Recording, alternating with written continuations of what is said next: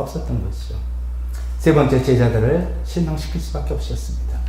제자들이 12제자 몰려서 다들 각자의 어떤 기대와 생각이 있어서 예수님을 따라왔습니다. 한편으로는 그물과 배와 아비집을 멋있게 던지고 주님을 따라가는 마음, 순수한 마음이 있었지만 또 그 신중에는 우리가 종료주일이나 그때 보면 다 나오잖아요. 그들이 기대했던 메시아가 어떤 기대, 그들이 기대했던 예수님은 어떤 자기 인생을 완전히 역전시켜 줄 수 있는 그런 예수님을 기대했던 것이죠. 근데 예수님은 3년 동안 동고동락하면서 아주 그렇게 친했던 그 제자들의 기대를 부응할 수가 없었던 겁니다. 그들의 기대를 실망시킬 수밖에 없었어요. 그 예수님께 모든 제자들은 배신을 했죠. 가룟 유다는 돈 받고 팔아먹고, 베드로는 3번이나 경고를 받았음에도 3번이나 부인하고, 그렇게 다 떠났지만 예수님은 그들 원망하지 않았다는 것이죠. 다 알고 계셨고 거기서 흔들림이 없으셨던 것이죠. 마지막으로 군중들, 예수님이 얼마나 인기가 있었습니까? 오병이 하면 수천 명이 달렸고, 예수님도 한 사람 한 사람이 인격적으로 따뜻하게 대해주셨죠. 근데 제자들과 비슷하죠. 그들이 기대하는 메시아상 있지 않습니까? 그것을 요구하고 원했고, 예수님께 진짜 아주 심하게 요구를 한 거죠. 이렇게 해달라고 요구를 했는데 예수님은 이게 생각보다 쉽지 않은 거죠. 우리가 최근에 이제 대통령 선거로 이끌 때 그런 얘기를 가끔 듣지 않습니까? 그래서 내가 어떤 연설을 하는데 한 100명 정도가 와 올 수 하면 오. 근데 이게 1000명 앞에서 서는데 와 하면 맞죠. 옛날에 그게 10,000명 단위 되고 그러면 되죠. 근데 어느덧 듣지 않은 사람들의 요구를 내가 거절하기가 쉽지가 않죠. 쉽지가 않은 겁니다.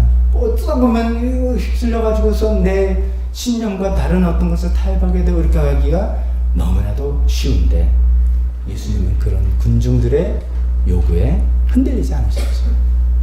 예수님, 하나님께서 정말 맡겨주신 그 일, 자기의 정체성, 그 일에 전혀 흔들리지 않고 오히려 군중들에게 깊은 실망감을 줬죠. 그래서 이제 군중들은 호산나 하다가 그 다음에 십자가 못 박아라 이렇게 하게 된 것이죠.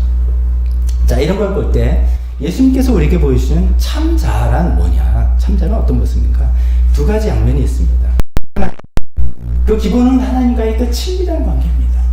종교 활동이 아니라 영성 생활을 통해서 하나님과 그 친밀한 관계에서 오는 자기의 확신인 것이죠. 나는 누구인가? 거기다 확신이 있어요. 나는 어떤 사람인가에 대한 확신이 있습니다. 우리식으로 사회식으로 말하면 나는 기질이 뭔가, 나의 장점이 뭔가, 이런 것들에 대한 것도 분명히 이해하는 거고, 하나님께서 내 인생에서 무엇을 하라고 하시는가에 대해서 확신이 있는 거죠. 그렇기 때문에 휘둘리지 않는 거죠. 사람들이 어떤 엉뚱한 요구를 해도 흔들리지 않고, 누굴 실망시켜도 마음은 아프지만 내가 그것 때문에 이렇게 하지 않으시고 계속 그것을 지켜나갈 수 있는, 그게 하나님과 친밀한 관계, 즉 영성에서 오는 그런 것들이 있단 말이죠. 근데 예수님이 이것만 있는 분이었으면 우리가 본받기에는 조금 당신이 하고 싶은 일만 하고 좀 너무 외정하다 그럴 수 있잖아요. 근데 예수님 또 보면 아니란 말이죠. 전혀 이기적이지 않으시고 정말 정감이 있으신, 소위 우리 말하면 사람 냄새가 물씬 나는 그런 분이었죠. 우정관계에 있다는 거죠. 제자들과 3년을 다 지내합니다. 3년 같이 지내는 거 쉽지 않습니다. 아시잖아요. 여행 한 일주일 누구랑 같이 가보세요. 쉽지 않습니다. 신혼여행 가서 다 싸우는 일도 그런 것이죠. 데이트할 땐 좋은데 같이 며칠 지내보니까 이 사람이 이런 사람이었어? 근데 우리 가족 살아가면서 다 그런 거죠. 근데 3년을 깜짝없이 동고동락하면서도 그 아름다운 관계를 유지할 수 있는 그런 우정을 예수님 갖고 있었던 분입니다. 가나 혼인잔치에 물로 포도주 만들어지면서 그 결혼을 기뻐하시면서 축복해 주셨던 감성의 소유자고, 또 나사로의 무덤 앞에서는 사람들 다 보는 앞에서 다 큰 성인이 펑펑 우는, 창피함으로 그 눈물의 그 감정을 표현하지 않은 그런 분이었죠. 사회에서는 정말 죄인이라고 불리는 세리와 창기와도 기꺼이 어울리시고, 병자들도 어울리시고, 병자를 그냥 병을 딱딱딱 고쳐주시는 게 아니라 그들의 아픔과 육체적인 고통과 그로 인한 심적인 고통까지 다 이해하시고, 그래서 때로는 만져주시고 하는 그런 아름다움을 보여주시는 그런 예수님이시죠. 늘 주변 사람들의 필요에 민감하고 그 필요를 채워주려고 했던. 자, 아까 제가 처음에 말한 거는 하나님 앞에서 내가 어떤 사람인지 분명히 알고, 하나님께서 나에게 맡겨주신 건지 분명히 알고, 그러면 이제 이것만 하면은 사명, 할 일, 이것만 해서 아주 차은 사람일 것 같은데, 예수님도 안 그렇단 말이죠.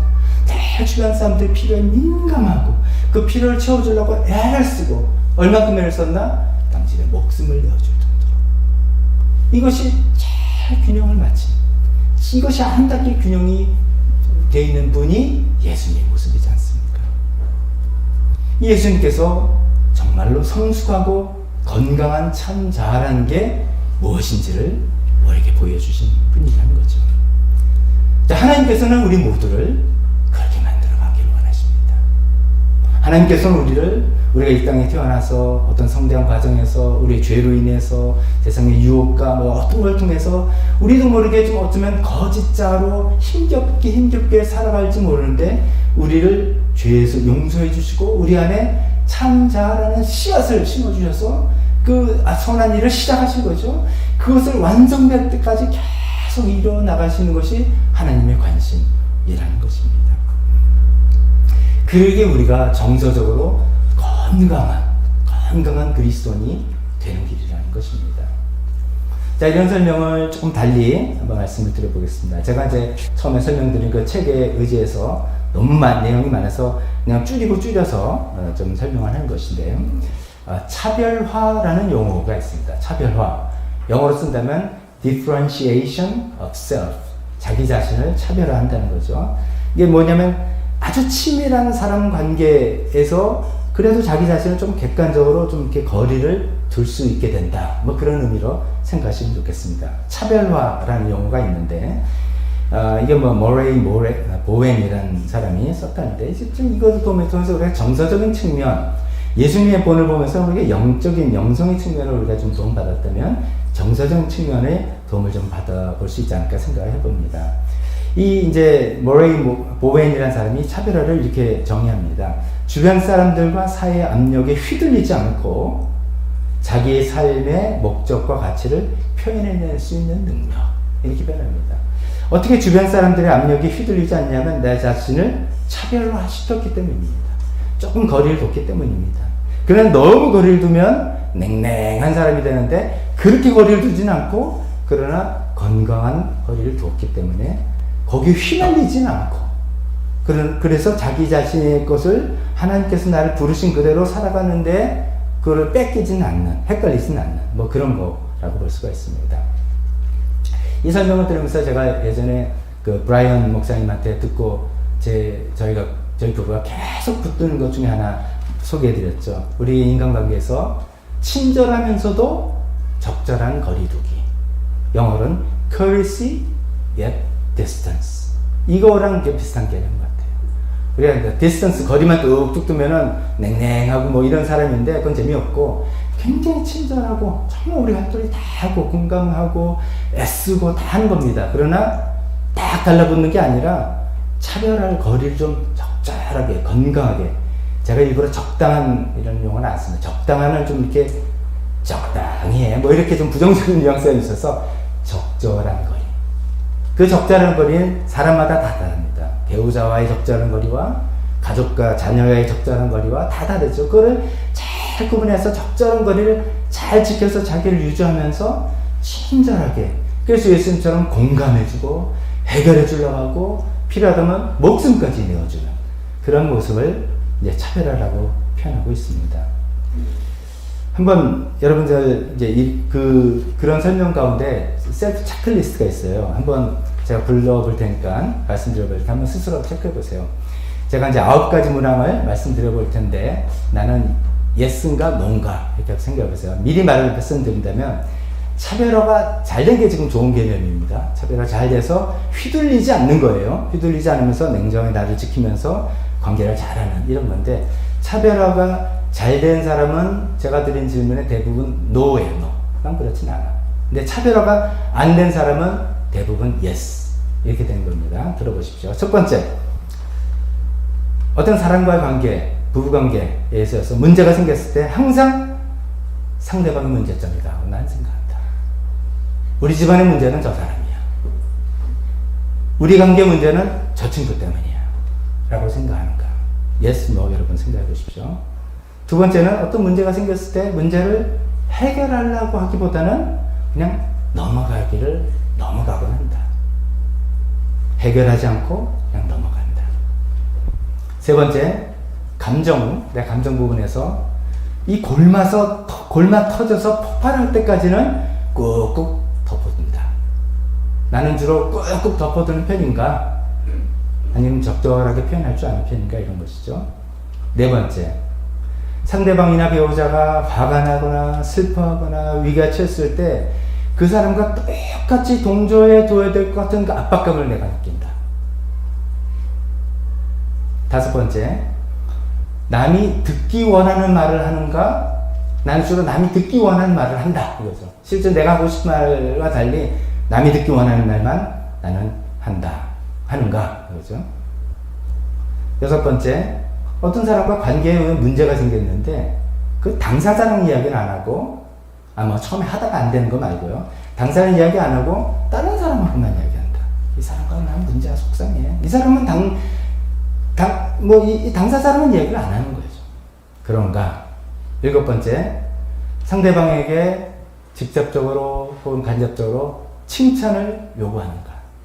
칭찬받고 인정받기를, 우리가 이게 없는 사람은 없습니다만 내가 늘 가만히 보면 늘 사람들의 칭찬받고 늘 인정받기를 직접적으로 안 하면 칭찬 안 해. 이러면서부터 간접적으로 요구하고 직접 요구하는가. 여덟 번째, 자기 자신을 컨트롤하는 대신에 다른 사람을 컨트롤하려고 하는가. 자기 자신 컨트롤하기 사실 힘든 건데 어떻게 보면 그 관심보다는 다른 사람이 내 뜻대로 되는 걸 컨트롤하려고 애를 쓰는 사람인가. 아홉 번째, 다른 사람의 필요에 대해서는 염려하지만 정작 자신의 필요는 무시하는가. 어떠신가요? 첫 번째, 항상 저 사람이 문제야. 이런 사람 차별화가 안 된 거죠. 이게 이제 어떻게 들으면은 부부 일심동체라면서요. 근데 그것과는 좀 다른 개념인지 여러분 이해하실 겁니다.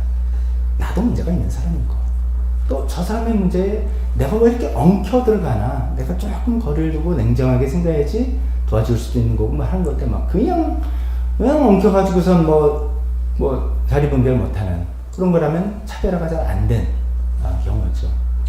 또 문제를 해결하기보다는 그냥 넘어가는 거. 참 해결하는 거는 굉장히 고통스러운 작업이죠.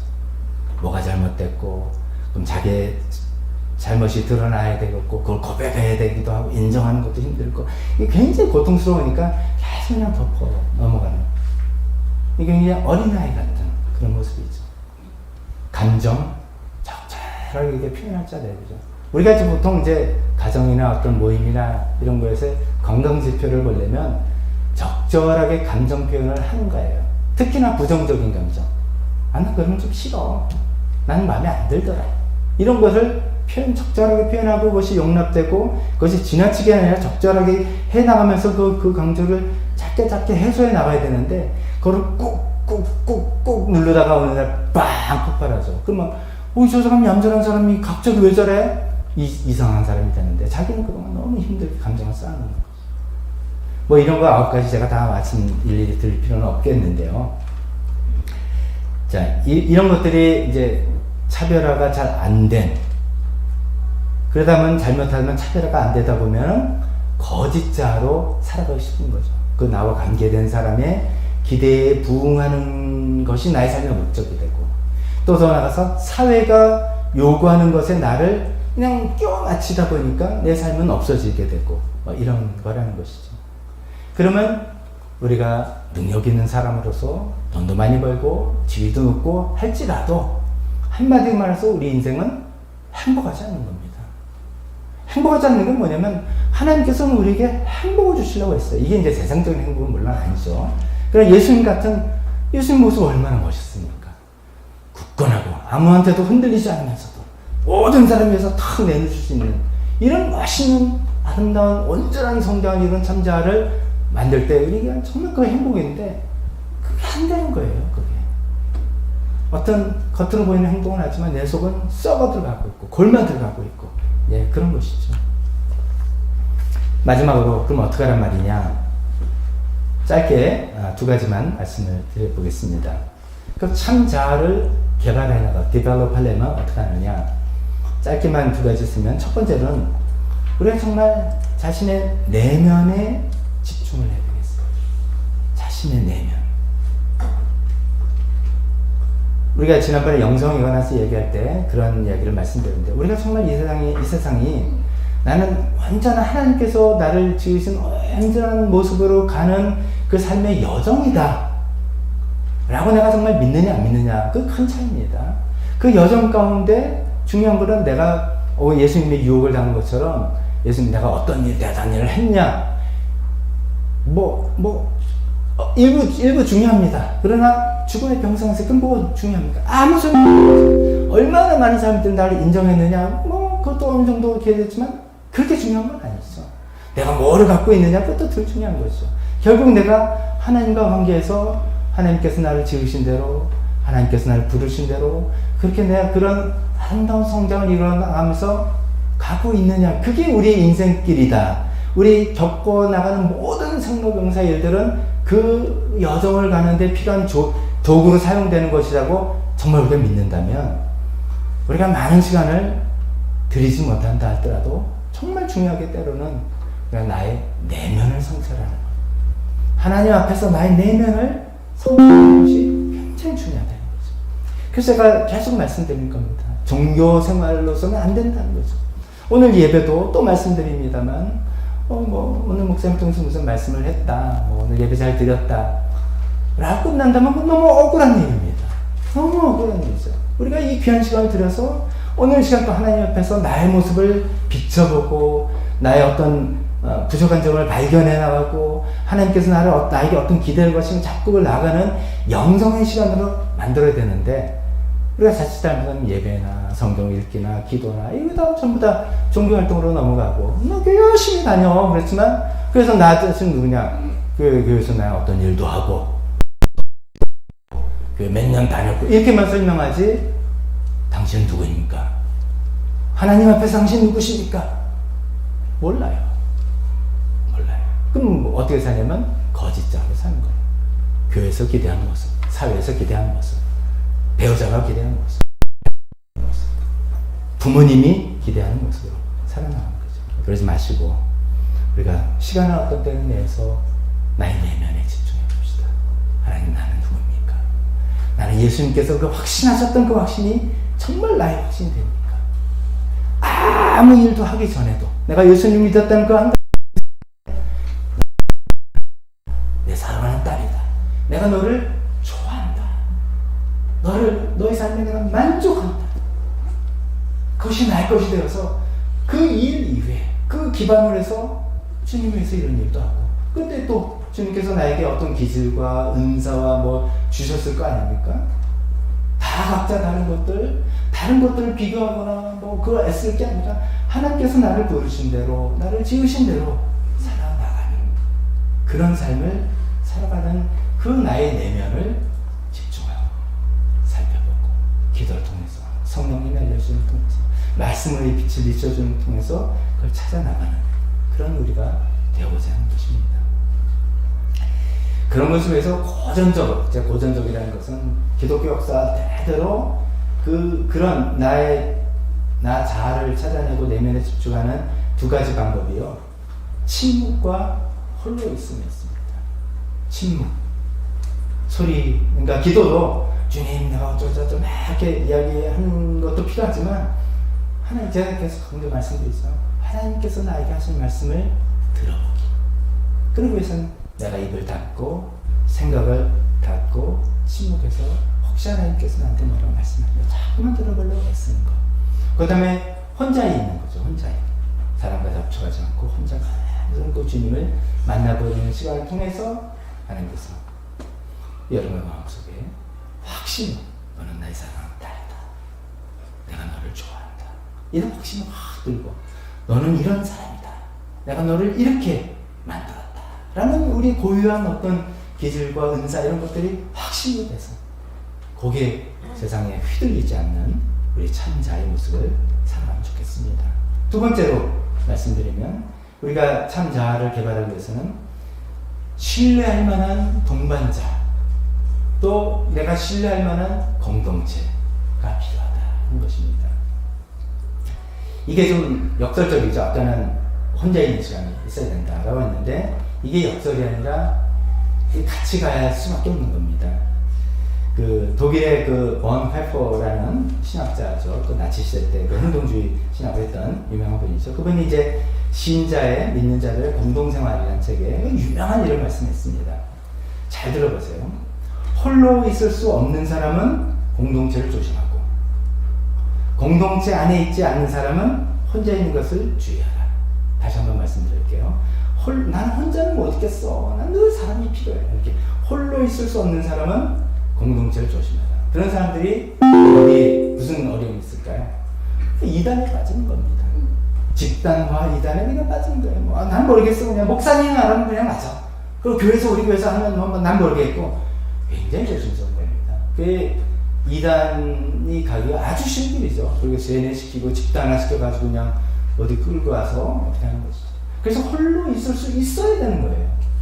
그래서 또 반대로 공동체 안에 있지 않는 사람, 난 필요 없어. 나 혼자서 잘할 수 있어. 이런 사람은 혼자 있는 것을 주의하라.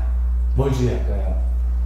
교만, 독선, 착각, 홀라당 넘어가는 겁니다.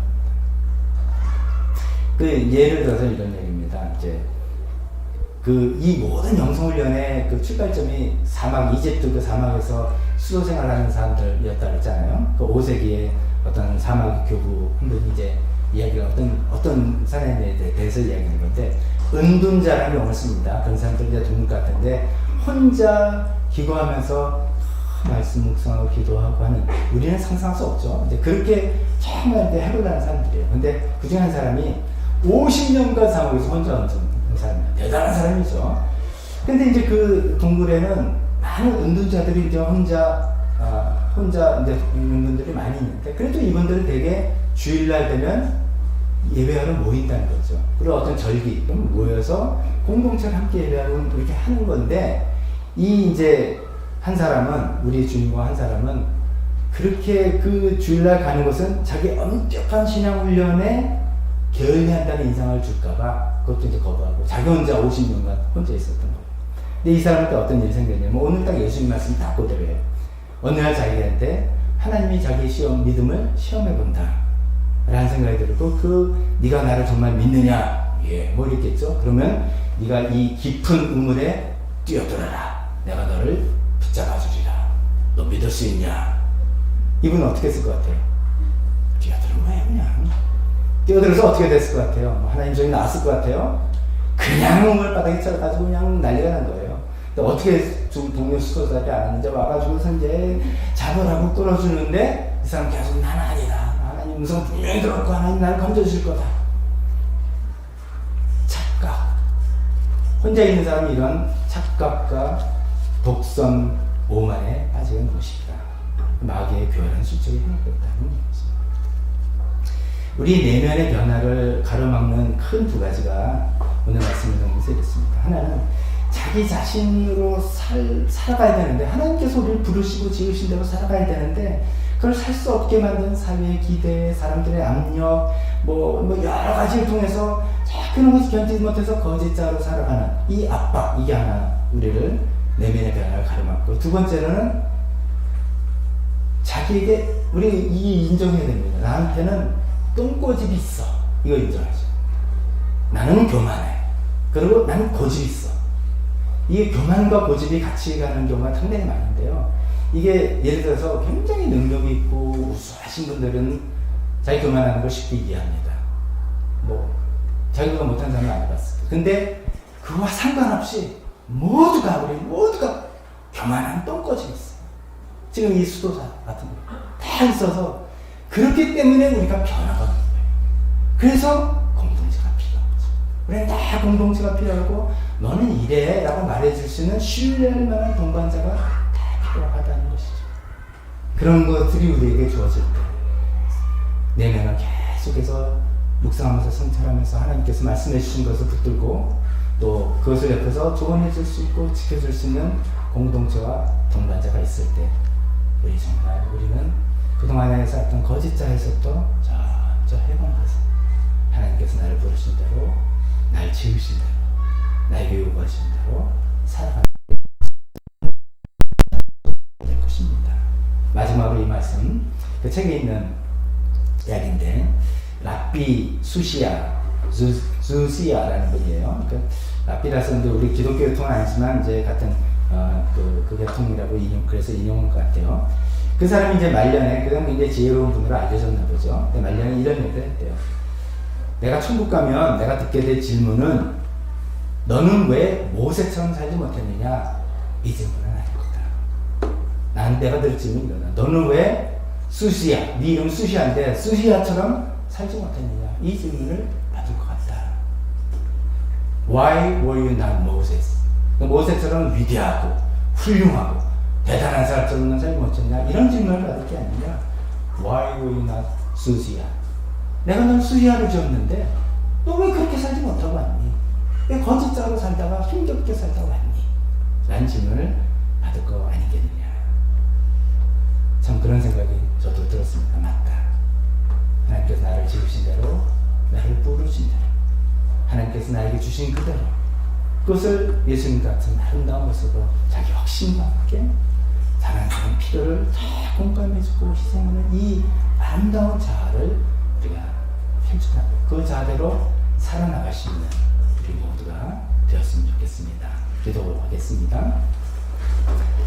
반주 들으시면서 우리 또 말씀을 생각해 보시고, 오늘 설교 시간 통해서 한 말씀이라도, 한 구절이라도 혹시 성령님께서 여러분 마음에 타치해 주시거나 질문을 던지시거나 확신을 심어주시거나 하는 말씀이 있다면 하나님께서 주신 말씀을 붙들고 그거 가지고 하나님께 솔직하게 도움을 구하는, 또 감사를 드리는, 하나님께 정말 회개를 하는, 하나님께 결단을 하는 그런 시간 갖도록 하겠습니다. 기도하겠습니다.